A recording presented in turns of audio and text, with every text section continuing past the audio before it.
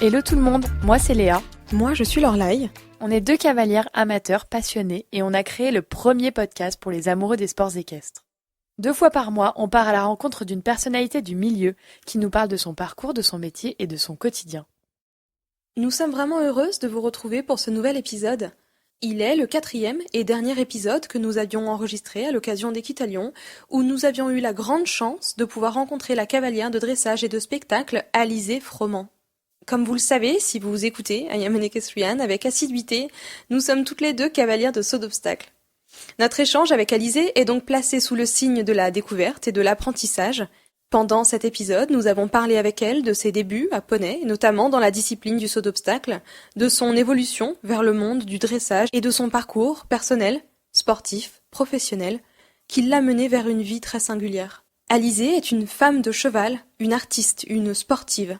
Elle ne se laisse pas enfermer dans une case et ose parler avec une grande transparence et sincérité. Nous avons beaucoup aimé la rencontrer et saisir cette chance de découvrir un monde équestre différent de celui qu'on connaît.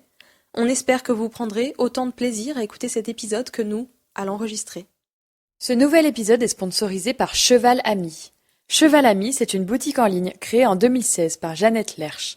En tant qu'amie des chevaux et nomade, avec une réelle attirance pour les belles choses, la haute qualité, les bonnes idées et les inventions pratiques, la création de Cheval Ami pour pouvoir partager ses découvertes s'est imposée. Sur une période de 3 ans, une gamme de produits exclusifs s'est développée. La particularité du concept de Cheval Ami est d'accompagner ces fabricants germanophobes dans la vente de leurs produits dans les pays francophones. Ils ont développé les produits selon leurs propres expériences et en connexion directe avec le cheval. La collaboration avec Alizée Froment a débuté en 2017 avec le tapis de Montacru Labona Dressage 1.0 développé par Gerd Krumke, lui-même entraîneur et joueur de chevaux en liberté.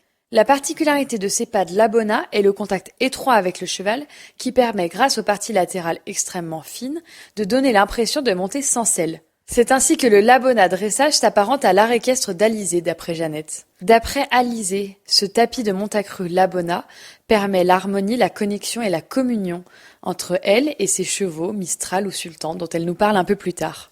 Cheval Ami possède l'exclusivité des produits artisanaux d'Equimero en France.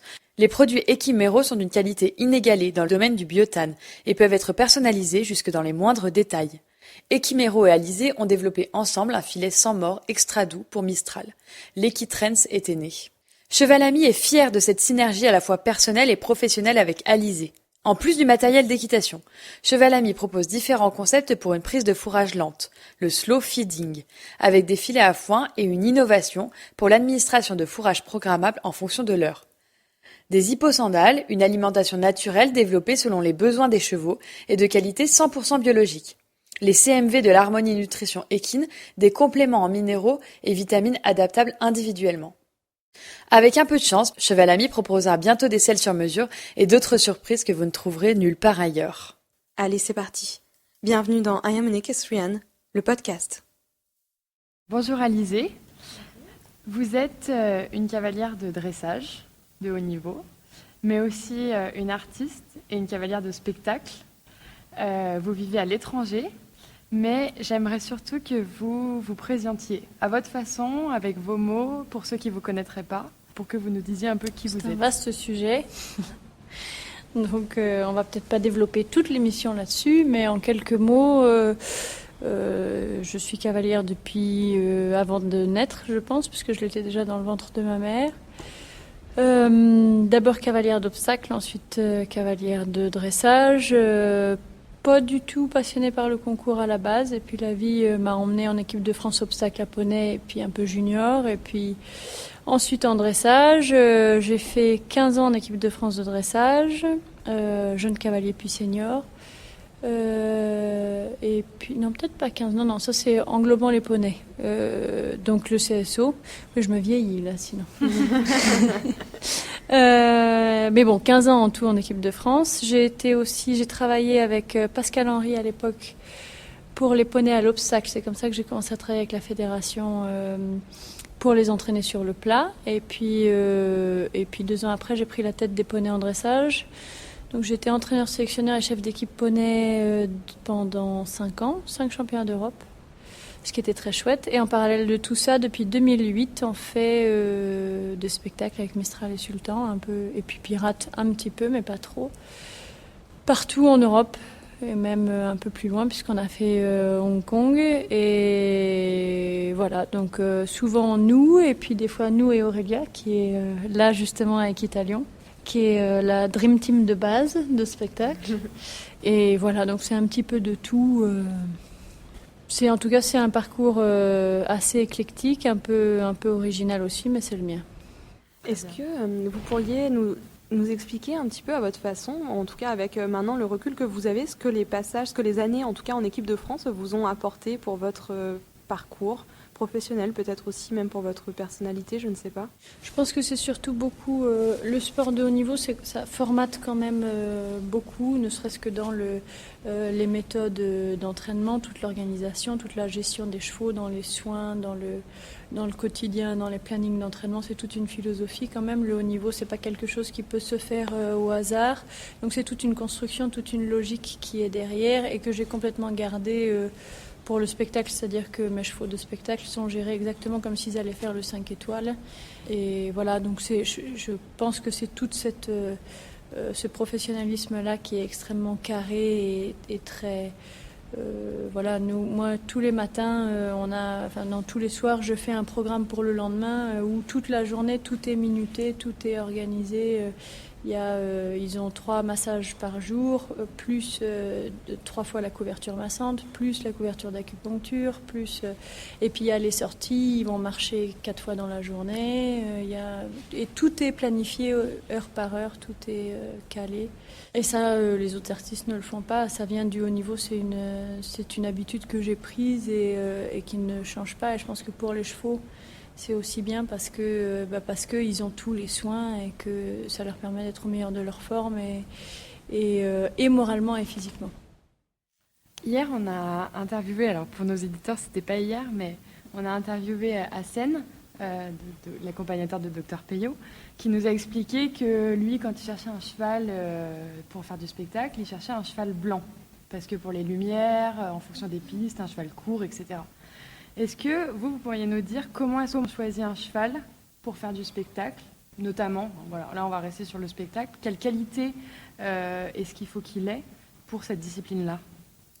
Alors pour moi, c'est pas du tout la couleur.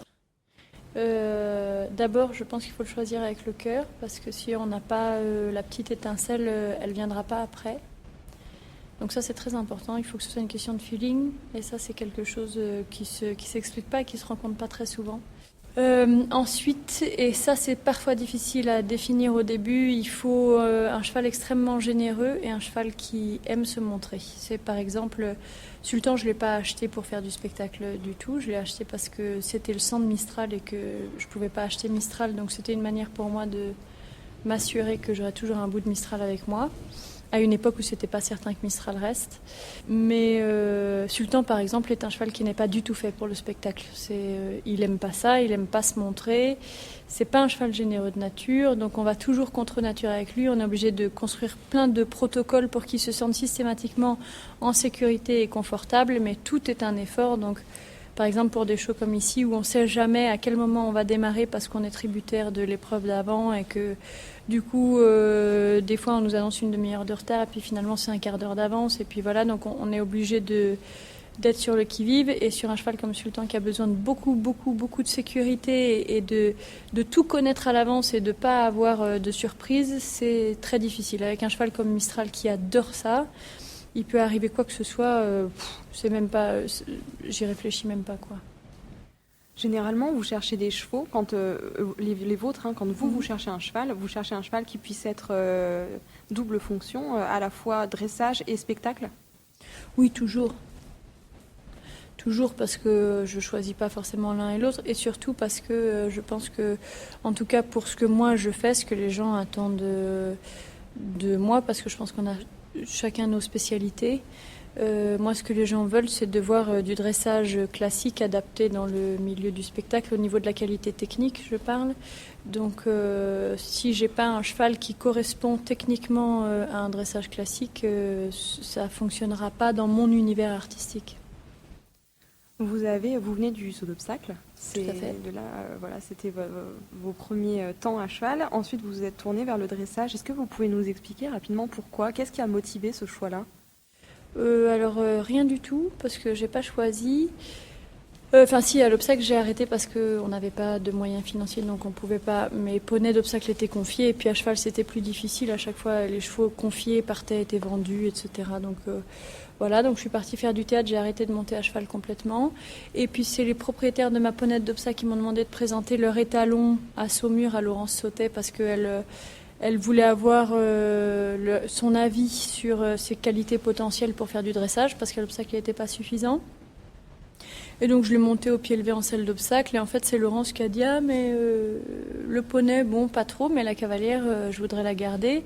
Et il a présenté à Philippe Limousin, et moi à l'époque j'avais dit que ça servait à rien puisque j'avais arrêté, et puis qu'on n'avait pas plus d'argent pour acheter un cheval de dressage qu'un cheval d'obstacle.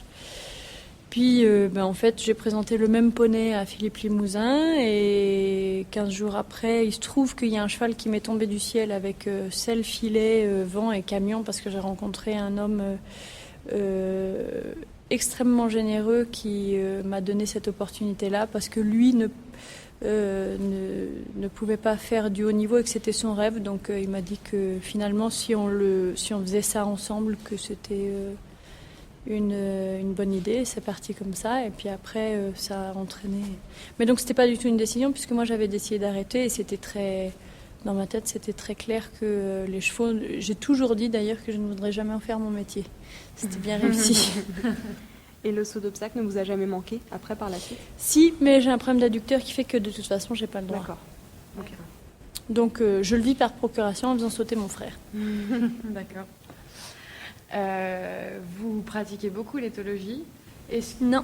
Non. Alors, ce que nous on assimile, je pense que c'est voilà. Ce que nous on assimile. Tout à fait. Mais on peut pas dire ça, parce que l'éthologie est une science avec des règles très strictes, donc il faut avoir étudié. Et moi, j'ai jamais étudié, donc je ne peux pas du tout prétendre faire de l'éthologie.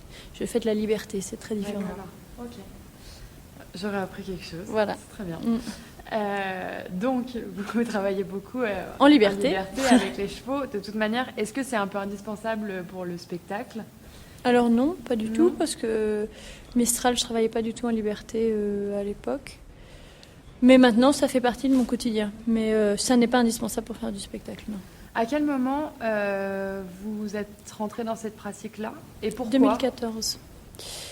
Fin 2014, parce que Sultan avait été castré, que la castration s'est très mal passée. Il a été castré parce qu'il était dangereux pour lui-même au box. Dans le travail, il était pénible parce qu'il hennissait tout le temps, mais il n'était pas du tout dangereux. Mais au box, il était blessé toutes les nuits, il se pendait au mur, il arrachait l'électricité avec les dents, il cassait les abreuvoirs toutes les nuits. Enfin bon, c'était vraiment un enfer. Et on ne savait plus comment le gérer, donc on a dû le castrer à 8 ans, et il l'a très très mal vécu, donc il a fait une dépression complète, et pendant 8 mois, j'arrivais pas à le faire revenir. Et il se trouve que je suis allée voir des chevaux pour... un ami qui était aux États-Unis et qui cherchait des chevaux espagnols pour des clients. Donc j'y suis allée pour lui, et je suis tombée par hasard dans une écurie qui nous a présenté des chevaux comme ça. Et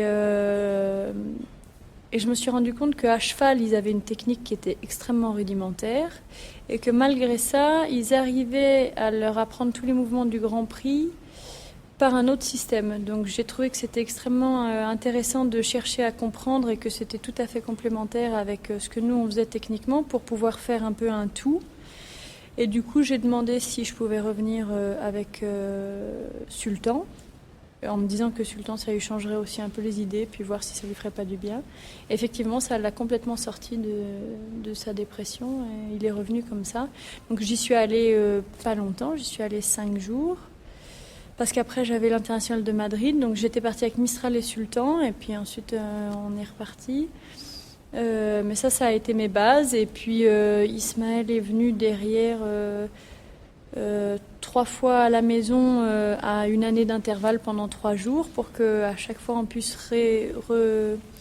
réétablir des choses ensemble, voilà, essayer de voir comment avancer techniquement, parce que du coup moi je suis très autodidacte là-dedans, j'ai beaucoup moins de règles qu'eux, mais c'est aussi ce qui fait qu'on est un peu différent même sur ce travail-là du coup. Vous êtes du coup devenue une cavalière très hybride quand même, si on peut dire. Vous êtes à la fois dans le milieu du spectacle et dans le milieu du sport de haut niveau. Et comment est-ce que vous gérez un peu justement le fait de combiner ces deux mondes, d'errer un peu dans ces deux mondes? Est-ce que vous vous confrontez à des préjugés? Est-ce que vous avez peut-être une volonté un peu prosélyte d'essayer de vulgariser vos pratiques dans le sport? Non, moi, je fais mon chemin de façon un peu autonome et égoïste, c'est-à-dire que c'est ma recherche personnelle, mais j'ai pas la velléité de dire que j'ai la science infuse ou que c'est le bon chemin ou que c'est quoi que ce soit. Il y a beaucoup de gens qui veulent me faire dire ça, mais c'est pas du tout voilà. C'est mon parcours avec mes chevaux et voilà, mais ma philosophie que je mets en place et qui change en plus au fur et à mesure, parce que ça bouge tout le temps. Mais des préjugés, oui, évidemment, qu'il y en a, et des deux côtés. Du côté artistique, évidemment, c'est un peu plus ouvert, parce que l'état d'esprit est un petit peu différent. Mais bon, après, j'ai plein d'amis dans le milieu du concours de haut niveau qui sont très ouverts à tout ça, et voilà. Il y en a moins. Il y en a d'autres, beaucoup moins, mais c'est pas mon problème en fait. Est-ce que vous aimeriez faire dans la pédagogie un petit peu? Non, j'ai beaucoup enseigné, j'ai donné des stages partout pendant 4 ans partout en Europe. C'était beaucoup de fatigue, et maintenant j'ai plus cette envie-là, parce que depuis que je suis maman, j'ai d'autres priorités et mon énergie, j'ai pas envie de la donner là-dedans. Peut-être que ça reviendra après, mais en plus, je trouve ça assez compliqué, parce que moi, j'ai mes recherches, j'ai mes idées, j'ai ma philosophie. Il y en a à qui ça convient, il y en a à qui ça convient pas, mais j'ai pas envie de devoir convaincre les gens. C'est-à-dire que les gens qui viennent en stage, soit ils viennent et ils ont envie, mais il y en a beaucoup qui viennent maintenant en nous demandant de les convaincre qu'on a raison. Et moi, j'ai envie de convaincre personne. Je veux dire, les gens, ils veulent venir travailler, ils viennent travailler. Moi, quand je vais travailler avec quelqu'un, j'ai les oreilles grandes ouvertes, et puis après, je prends ce que j'ai envie de prendre, et puis c'est comme ça qu'on se construit. Mais je trouve que l'état d'esprit a beaucoup changé. Alors, j'ai jamais eu de problème sur les stages, c'est-à-dire que les gens étaient toujours ravis, mais même s'ils étaient toujours ravis, l'énergie que ça prend juste pour les convaincre d'essayer et d'écouter et de mettre en pratique pour comprendre là où on a envie d'aller, j'ai plus envie de faire ça. Et puis j'ai pas envie de partir dans des théories. Il y a beaucoup de gens maintenant qui ont besoin d'intellectualiser et qu'on se prenne pour des gourous. Et moi, je suis pas gourou dans l'âme, et j'ai pas envie de l'être, donc voilà.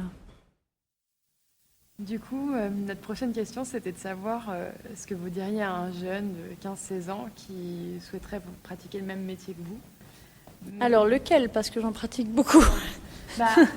C'est vrai que on parle du dressage, de tout ce que vous avez fait, mais le spectacle, c'est quand même une facette de votre métier qui est très intéressante et importante. Ouais.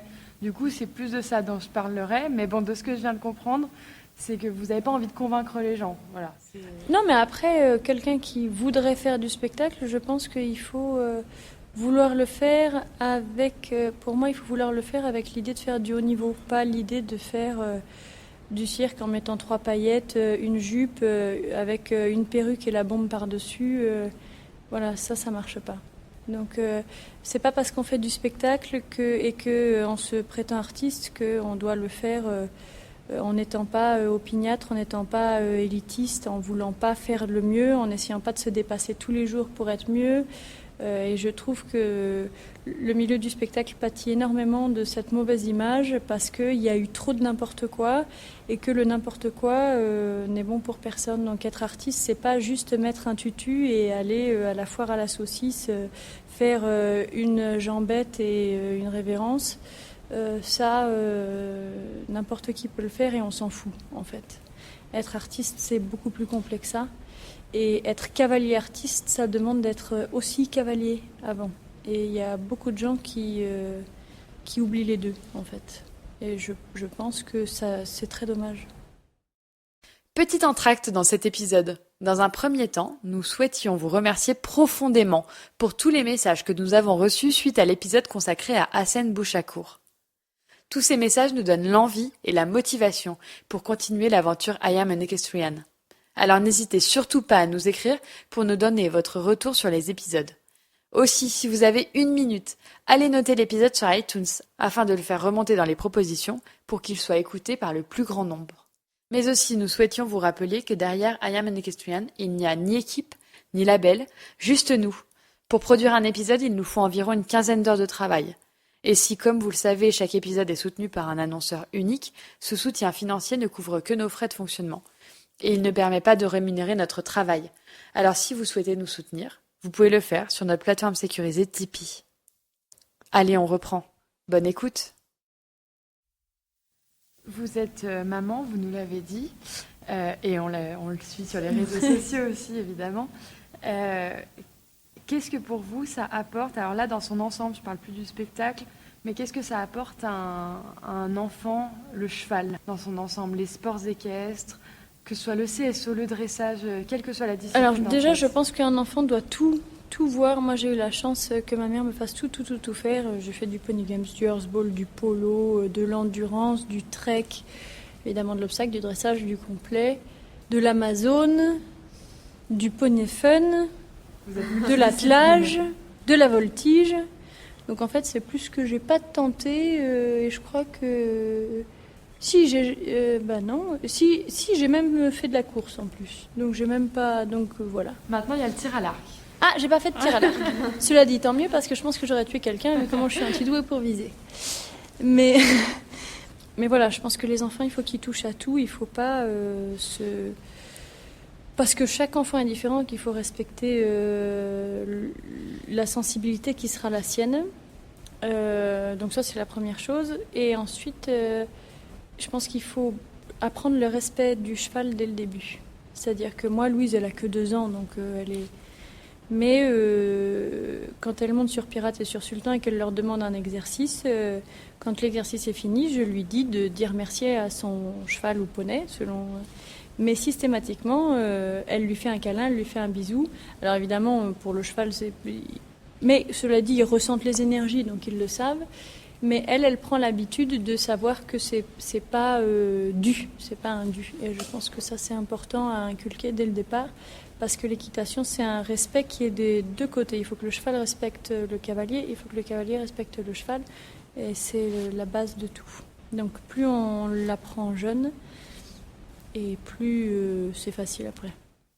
Est-ce que vous pensez que c'est facile aujourd'hui de combiner à la fois, de mettre en avant le bien-être de l'animal, du cheval, et de le combiner avec du sport de haut niveau? Oui, je pense que les gens confondent un peu tout maintenant.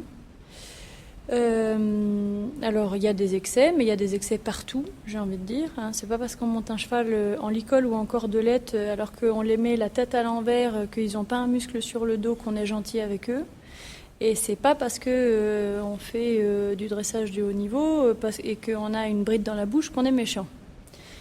Et les gens confondent beaucoup. Et de plus en plus, avec les réseaux sociaux, ça devient n'importe quoi. Donc des excès, il y en a partout. Mais il faut quand même se rendre compte, je le disais à une journaliste qui est venue à la maison, moi je vais prendre les nôtres parce que je peux parler que de ce qu'il y a à la maison. Mais on réfléchissait avec l'équipe de groom qu'on a à la maison que nous, nos chevaux, tous les jours ils ont les couvertures massantes, les guêtres. Tous les jours ils sont sortis au pré le matin, puis on les rentre, on leur fait les soins, ils mangent, puis ils ressortent au pré l'après-midi, puis on les rentre, on leur refait les soins. Ils ont les solariums, ils ont Charline qui est physio qui va vérifier tout le temps que tout est bien, va bien, machin tous les jours. Ils ont les soins, les sursoins, les couvertures d'acupuncture, les séances d'acupuncture toutes les 6 semaines, voilà. Et ils travaillent en carrière parce qu'ils ont balade, longe, et donc travail, c'est 3 à 4 fois par semaine selon les programmes. Pendant 30 à 45 minutes quand c'est les grands jours. À chaque fois, ils vont se balader en forêt avant qu'on monte dessus pendant 20 minutes. Comme ça, ils sont préchauffés gentiment et puis ensuite, on les travaille. Bon, qui dans la vraie vie doit travailler juste 3 4 fois par semaine, oulala, grande semaine, 45 minutes dans sa journée en tout, et avoir en échange le droit à des massages 7 jours sur 7, des solariums, des machins, des trucs. Bon, donc je pense qu'il faut quand même relativiser un petit peu. Et ils font du haut niveau, c'est de l'entraînement de haut niveau, mais il faut faire attention quand même à toutes ces confusions qui sont faites. Vous nous parliez des réseaux sociaux et vous êtes énormément suivi sur Instagram notamment. Oui, j'en disparais de plus en plus. Je disparais de plus en plus de Facebook parce que je trouve que c'est un média qui rend les gens fous. Et je trouve Instagram beaucoup plus paisible, donc c'est la raison pour laquelle je suis plus sur ce média-là maintenant. Vous aimez partager avec vos abonnés, leur répondre, ça vous apporte quoi en fait à vous personnellement ? Alors, leur répondre, c'est une politesse parce que je trouve que c'est la moindre des choses. Donc effectivement, il y a des gens qui trouvent toujours étrange que je réponde à tout le monde après un smiley. Je pense que ça prend un quart de seconde et qu'à partir du moment où les gens font l'effort d'avoir une interaction, c'est la moindre des choses de répondre systématiquement, surtout avec ce truc de mettre juste un smiley, c'est quand même très rapide. Moi, c'est surtout de la communication, parce que au jour d'aujourd'hui, quand on pratique les métiers artistiques, tout passe maintenant par les médias. Moi, tous les contrats de spectacle, etc., c'est même plus sur mon adresse mail, ça arrive via Facebook ou Instagram. Donc, il faut s'adapter à son temps. Voilà, moi je m'en sers comme d'un outil professionnel, rien de plus. Mais je trouve que c'est la moindre des choses de répondre aux gens qui nous contactent. Quand on a préparé cette interview, ce podcast, j'ai pensé à quelque chose. Je me disais que je trouvais que le spectacle était arrivé quand même très tard dans votre vie par rapport à la pratique des sports d'équestre que vous aviez eu beaucoup plus jeune. Oui, 2008. Vous aviez quel âge ? 20. Ah oui, alors pas si tard que ça. Non. La question du coup que je m'étais posée, mais du coup qui est peut-être moins pertinente, c'était que à l'arrivée du spectacle, vous n'avez pour autant pas gommé la compétition et le sport de votre vie. Et je me demandais pourquoi. Est-ce que quelque part c'est un autre équilibre que vous avez trouvé en combinant un peu tout ça ? Moi, ça allait très bien de faire les deux.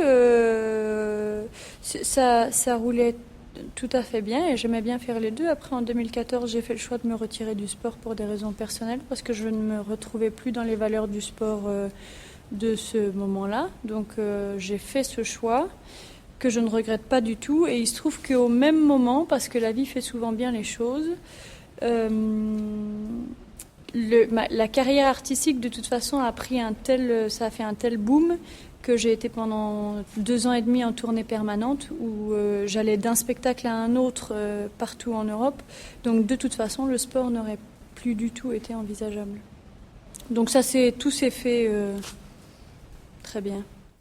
Vous pensez que les réglementations dans les disciplines, que ce soit le dressage, le CSE ou encore une fois toutes les autres, devraient évoluer pour offrir un peu plus de...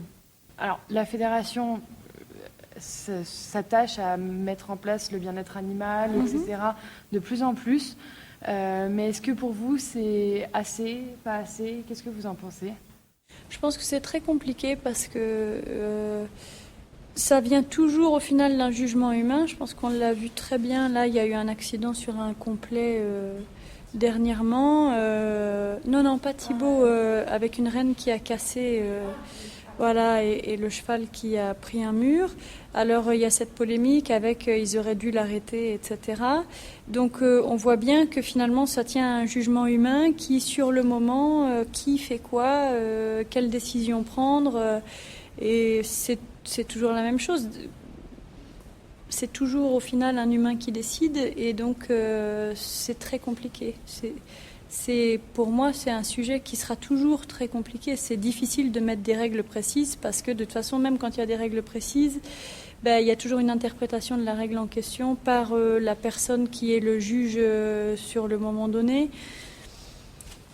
Donc voilà, je ne pense pas que ce soit si simple que ça. Je pense que c'est très facile derrière un écran d'ordinateur de juger. Je pense que au moment où ça arrive, c'est très difficile. Je pense aussi, je me souviens d'une polémique qu'il y avait eu au JO de Rio sur un cavalier qui s'était fait éliminer parce qu'il y avait une trace de sang à l'éperon à l'obstacle. Et le cavalier avait failli tomber. Alors, j'étais pas là, mais j'ai vu les images en question. Il faisait très chaud, c'était en plein été, le cheval transpirait, il est blanc et les chevaux blancs, on sait très bien qu'ils ont une peau beaucoup plus fragile, beaucoup plus sensible. Et le cheval n'était pas ouvert, ça pissait pas le sang, c'est-à-dire qu'il y avait une légère éraflure le long des éperons. Et c'est vrai qu'il a failli tomber, donc je pense qu'il s'est accroché fort à ce moment-là. Il était ouvert d'un côté, pas de l'autre, etc. Et j'avais lu sur la page de ce cavalier en question, que je ne connais pas personnellement, donc moi j'ai pas d'avis, mais des menaces de mort, mais 100 pages de je vais te tuer, je vais t'égorger comme un porc. Et là on se dit, enfin les gens sont complètement malades. Dans ce cas-là, il faut qu'ils aillent faire la guerre dans un pays qui est en guerre, s'ils ont vraiment besoin d'aller tuer des gens. Mais là ça devient n'importe quoi. Pour moi c'est de la folie, c'est pour ça que je dis que Facebook, Tout ça, c'est très subjectif et c'est les dangers des réseaux sociaux aujourd'hui. Voilà, celui qui est là, qui est présent, il peut donner son avis. Et quand bien même, je pense que de là à dire qu'on va l'égorger comme un porc, il faut quand même rester un minimum sensé et éduqué, quoi.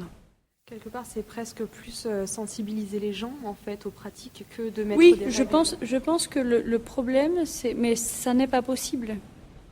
Ça n'est pas possible parce que, encore une fois, c'est toujours une question d'interprétation et que... Voilà, il y a des gens qui décident que rien que le fait de monter sur un cheval, de toute façon, est une torture par principe. Donc, je veux dire, chacun a une vision différente des choses. Nous, on a une autre vision. Au jour d'aujourd'hui, ces chevaux qui sont depuis des générations et des générations habitués à ce qu'on les nourrisse... qu'ils n'aient pas à chercher ni leur nourriture, ni leur eau, qui soit tondue, soignée, massée, machin, etc. Si on les lâche dans la nature demain, ils meurent tous les uns après les autres et je peux vous garantir qu'ils ne vont pas être heureux.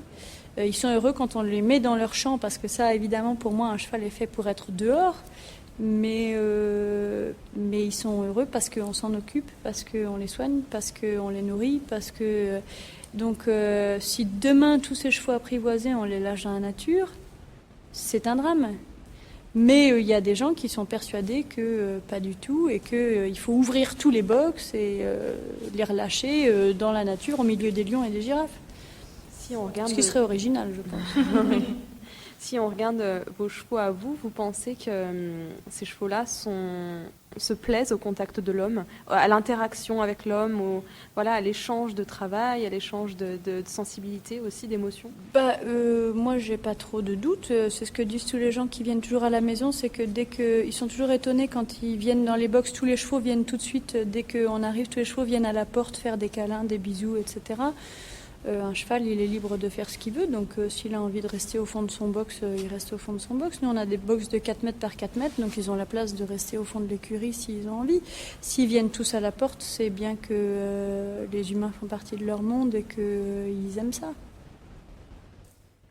Vous avez le sentiment d'être totalement épanoui dans cette vie-là, dans la vôtre, avec vos chevaux, votre famille et votre métier ?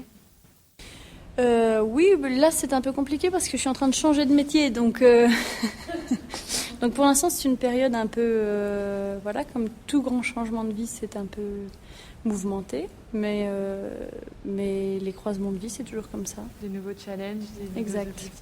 Exact. Si on avait une dernière question pour vous, ce serait peut-être celle-ci. Où est-ce que vous vous voyez, ou en tout cas, qu'est-ce que vous aimeriez, quelle direction vous aimeriez prendre dans votre vie pour continuer sur cette voie-là que vous avez un peu créée, parce que vous avez imaginé un métier qui n'existait absolument pas, en fait. Vous sortez complètement des cadres, cavalière de dressage, de spectacle, qui mélange un peu tout. C'est assez novateur, unique. Ça, c'est pareil, j'ai envie de dire que tout le monde est libre de faire ce qu'il souhaite.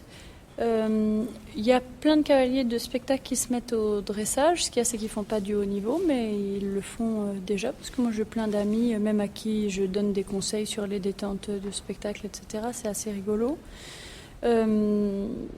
Mais je crois que ça, moi, ça a été une très jolie période de ma carrière. c'était très lié à Mistral aussi. C'est une histoire de cœur avant tout et que c'est un peu difficile. Chaque chose à tout. On vous souhaite en tout Plein cas de belles choses. de rebondir dans une nouvelle très très belle période. Je ne sais pas quels sont vos challenges, mais peut-être qu'on pourra faire un prochain épisode. Ce sera cinéma. Ah, mais génial. Bon, on sera là. Voilà. Cinéma, on sera là. Voilà. Merci beaucoup, Merci en tout beaucoup cas, pour le temps que pour le vous temps nous que vous avez avez accordé. accordé. On sera là aussi ce soir au spectacle. On va essayer d'être fort alors. J'ai pas trop de doutes. Merci. Nous un peu. Cet épisode vous a plu? Alors n'hésitez pas à nous le dire par message privé sur Instagram. Chacun de vos commentaires nous encourage à poursuivre cette belle aventure. Si vous souhaitez en savoir plus sur Alizée Froment, suivre son actualité, ses voyages, vous pouvez la retrouver sur son compte officiel sur Instagram, Alizée Froment. Retrouvez également le compte Cheval Ami, partenaire d'Alizée et sponsor de cet épisode, pour découvrir leur identité et les produits disponibles dans leur boutique. Quant à nous, nous sommes présentes sur les différents réseaux sociaux, Instagram, Facebook, LinkedIn, Twitter. On vous souhaite de joyeuses fêtes de fin d'année et on vous donne rendez-vous le 8 janvier 2020 pour un épisode incroyable avec Rodrigo Pessoa. Rien que ça. Très bonne fin d'année à tous.